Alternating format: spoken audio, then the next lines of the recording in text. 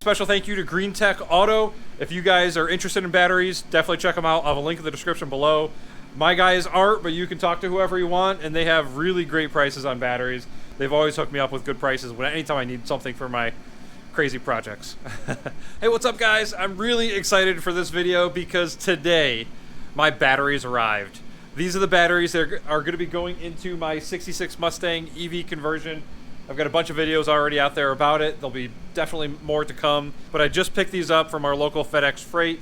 These came from my friends over at Green Tech Auto. They specialize in batteries of all kinds. They remanufacture batteries for hybrids, stuff like that, but then they also get a lot of batteries from EVs, and then they just resell them. They break them apart, resell them. I have now purchased a couple different battery packs from them. My guy over there is Art, but they've all been wonderful. I'll go over the specs of these in a minute, but for now, I'm gonna take you over there and show them to you.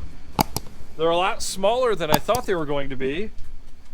There's 16 modules here, so this is basically gonna be the equivalent voltage of a Tesla battery pack, like a Tesla Model S, Model X battery pack, but they're a lot smaller, and they're pouch cells. So they're gonna give me more energy output, more power output, as opposed to energy density, which energy density, like the Tesla modules, are gonna allow you to drive further, but pouch cells have more power and it's available a lot quicker. So it should make this car a lot quicker without any voltage sag. Very, very excited. The way they package these, so it's just on one pallet. Each of these rows is bolted together, and there are 8 modules in each row. I'm gonna have to unscrew them because they are bolted together. I'm gonna have to unscrew them and figure out exactly where I'm gonna put them. I kind of thought about running some down the transmission tunnel, but honestly, in my mind, I just pictured these as much larger. So these batteries here, I could even just put them all right here, right under the hood. So I don't know, I still have to figure that part out, but for now I gotta get them out and then I'll go over the specs.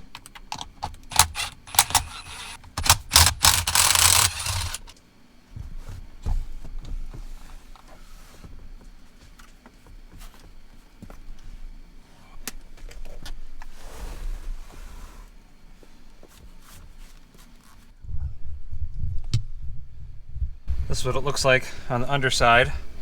You can see the pouch cells. So the way that these were all heated and cooled, oh, Nikes.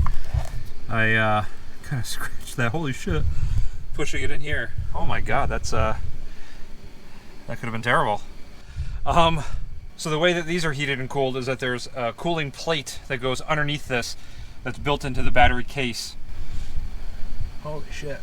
I can't believe I did that. I'll get these in the garage and double check that, make sure there's no punctures. That'd be horrible.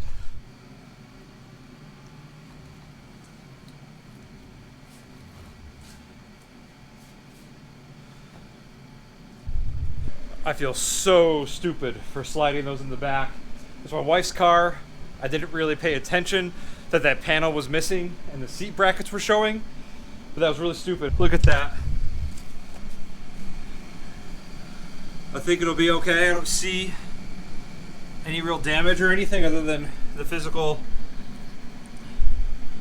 dents, but shit, man, that is so crazy. So if you get any of these, be super careful. That could have been so much worse. So for the specs on these, I know they're kind of small, but they do pack a punch. Each of these modules will go for around 300 bucks, and there's currently 4 modules in each of these little packs that I have, but I'll be changing that up probably. And each single module is 24 volts nominal and 2.37 kilowatt hours. So all 16 together will get me to the normal Tesla operating voltage. Fully charged, it'll be just below 400 volts with all of them in series. Total kilowatt hours with all of these connected and inside the car, it's going to be 37.92 kilowatt hours. If you multiply that, I'm guessing, I don't really know what the efficiency is going to be of this car yet. I think 3 miles per kilowatt hour should be pretty reasonable. Obviously, if I'm getting on it, it's going to be a lot less. But if you multiply that 37.92 kilowatt hours times 3, it's going to be about 113.76 miles. So that's really good range. 113 mile range. I think this is going to be awesome. It's a perfect little setup. I'm sure I could fit all of these stacked up right in here. I think it's going to be no problem at all. You can kind of see the transmission tunnel right down in there. So I could put a row in there. I even thought about cutting the transmission tunnel open a little bit to try to fit a few more in there. I'm not sure exactly yet, but thankfully I have a lot of space. So if you're worried about doing an EV conversion and you think that it's going to be too much work or you're not going to have room for all the batteries, these are a small battery and they pack a punch. I did some math a while ago and I think they were going to be right around 370 pounds, something like that, which is less than a fully built 302 Ford motor. So they're actually going to be less weight than if I had a motor up here. Well, it's been 24 hours and I've been thinking about this a lot. I'm just so mad at myself for screwing up like that. That's just so freaking stupid. I just didn't realize how soft it was on the bottom with those pouch cells. So I've elected to unfortunately buy 4 more because there's 4 that are actually damaged. The 4th isn't that bad, but if I'm going to go through all of this work, mount and get all of these into the electric Ford Mustang, I don't want to have a failure down the road. I just don't want to do a half-ass.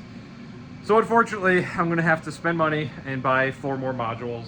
I already called Green Tech Auto and gave them the news, so they're going to have 4 more shipped off to me. I'm actually also getting a charger from them now too.